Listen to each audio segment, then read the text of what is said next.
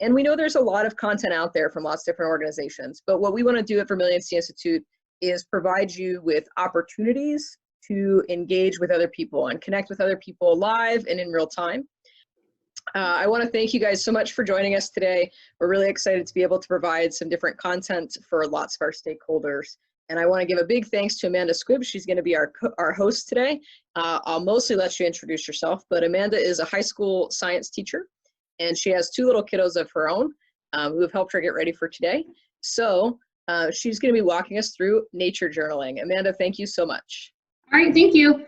I'm a high school teacher, but I have a lot of experience with just nature things in general. I like to be outside, try to get my kids outside, stuff like that. So one of the things that I actually struggled with transitioning to being at home was the fact that I had to try to get my kindergartner to write stuff down, just practice writing in general. They're trying to do sentences now and things like that, and just, you know, what does she want to write about? Well, she doesn't really know. So try to give her prompts or other things that she could do.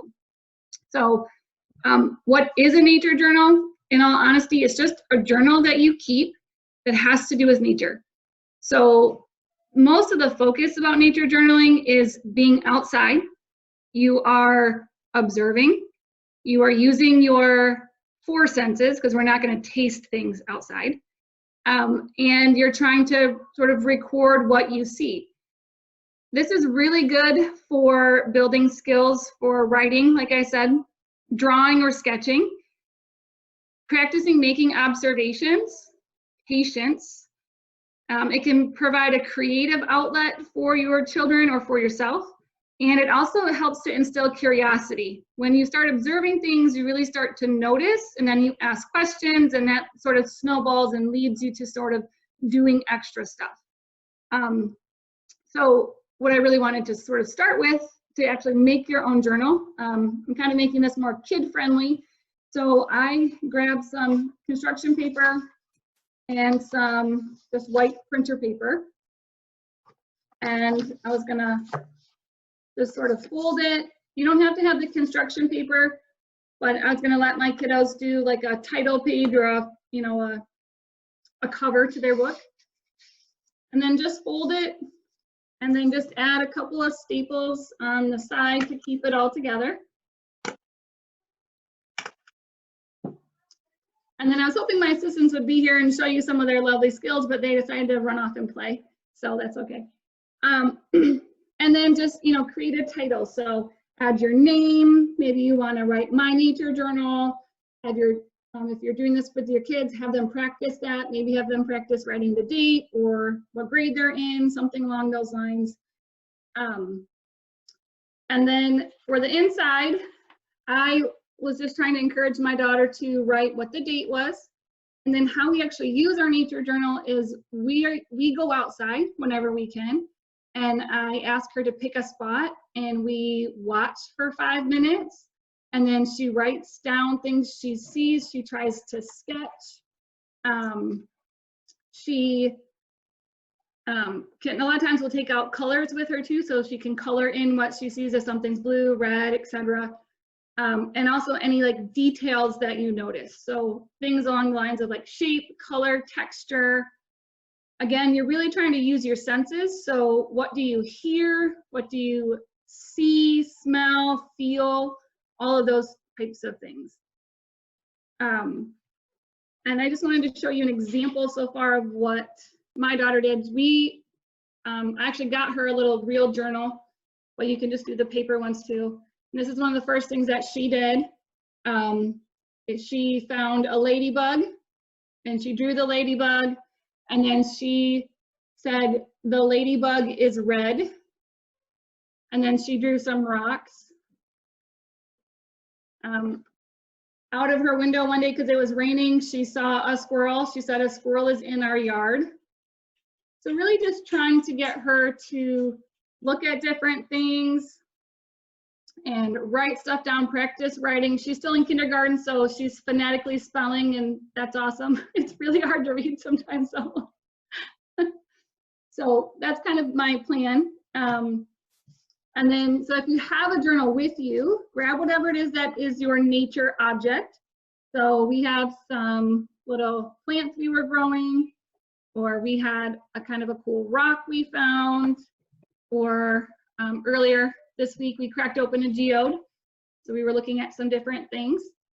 Or even if you have a leaf, you could do a leaf rubbing.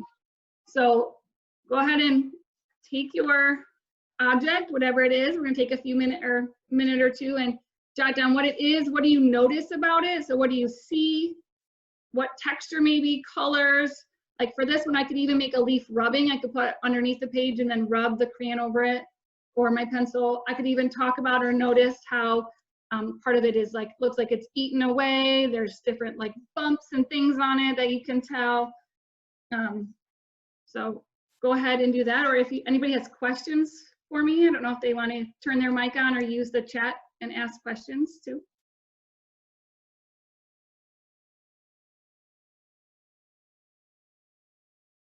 One of the things that we kind of pride ourselves on at VSI is working with the Project Dragonfly program, and journaling, especially nature journaling, is a big part of that.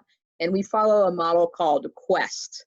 And so this is kind of to help students, no matter what age, we're talking about graduate students here, really uncover the questions that they have and things that they want to investigate.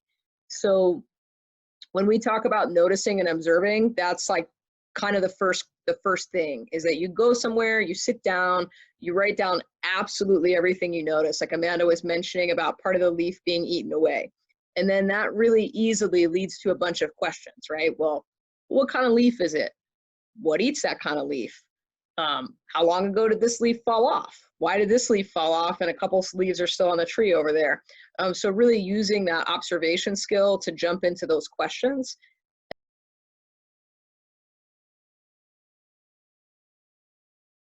And I know this seems like a really kid kind of thing, but some of the best writing and some of the best ideas that I've had have really come from sitting and observing and wondering. There's a quote, and I don't know who it's by.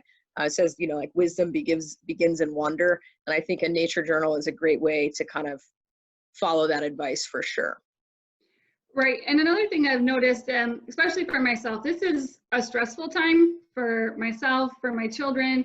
It's actually really good at calming. It's a good de-stressing sort of activity. You can just take a minute, you can be quiet, you can really get inside your own head. Like you said, you start asking questions and then you start, you know, pondering, you start drawing. Like I feel like I'm a horrible sketch artist, like I really can't draw. But when I started nature journaling, I noticed stuff got better and better and better. And I focused on small things at first. A tomato plant, I remember. And I remember like sitting there for hours and like, or it felt like hours, sketching like all the little hairs and stuff that were on it, things that I noticed. And it really was just, I started small and it's now a space for me to go and like just decompress a little bit and sort of help me connect with nature. And we know also that when you connect with nature, it really helps to calm you and provide sort of a creative outlet as well. So some people are really good writers, so maybe you might have more writing details than sketches, but it really helps you just kind of figure out what, or it helps, I guess it helps you with an outlet and it gets you out into nature. For my kids, I really want them to be curious. So I want their curiosity to be piqued. And so it just usually snowballs and leads into something else. Like earlier this week, I had a geode, so we cracked it open. And then she wanted to know about how those crystals form. So then we did a little experiment with just baking soda and water and some string. I took 2 glasses and we filled them up with warm water, dissolved baking soda so that we had enough baking soda still sitting on the bottom. It was like a saturated solution. We hung a string between it and we're on like day 3 and we're just watching crystals grow. And she's been really excited each day. She's been writing that down and she even put it in here. This is her experiment, that's what she called it. And day 1, she said there was nothing, and this is like her string. This was her day 2, there was stuff in the jar but not on the string. And then day 3, there's more crystals in the jar. Not on the string in between, but on the string in the jar, there was crystals. So she was, you know, she decided she wanted to do it for 8 days. She made 8 boxes. It's kind of like her little thing that she's going to do. And it just, like I said, kind of snowballed. We started with something small and we keep moving. And I just feel like it's a really good way to get them interested in being outside.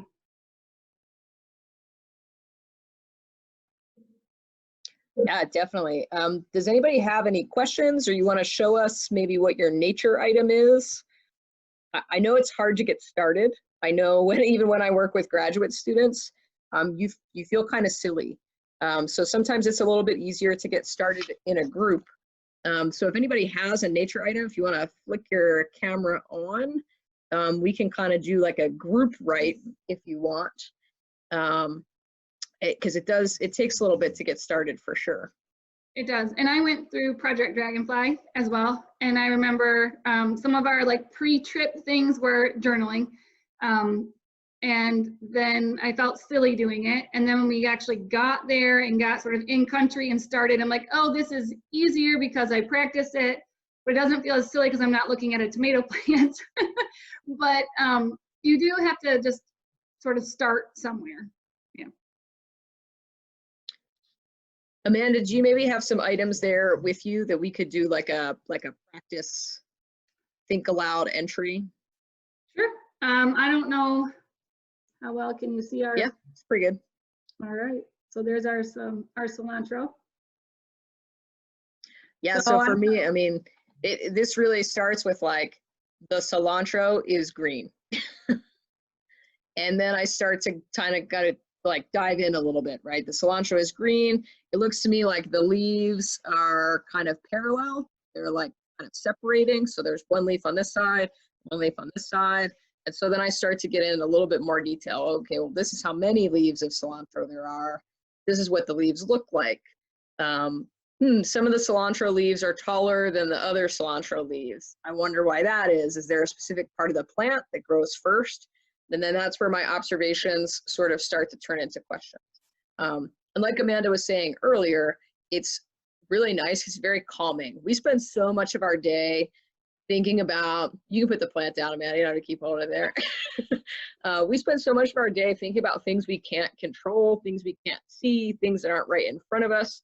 And this opportunity, it's really an opportunity to say like, wow, this is what's in front of me. Like, this is the moment that I'm living in. This is a thing in nature that I'm experiencing. And it feels nice to just write down something that we can feel, we can see, we can touch. You know, we can manipulate a little bit. I definitely think that's where kind of the calming part comes in for sure. Yep, I would agree. Yeah. All right, well, thanks so much for joining us today. Big thanks to Amanda, we appreciate it. Thanks for sharing with us what your kids have been doing and how to get other kids involved. We really appreciate it. We are going to be running these live sessions every Monday and Wednesday.